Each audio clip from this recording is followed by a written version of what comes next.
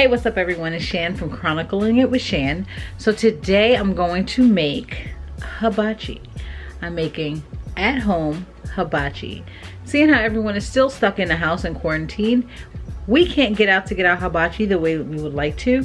So I decided to figure it out and make it at home. So join me as I make hibachi rice, vegetables, and we're gonna do steak and shrimp today.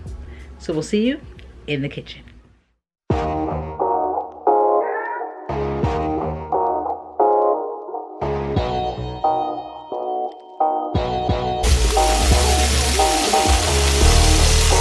about to start cooking. I'm making some hibachi. Okay, wait until you see the picture.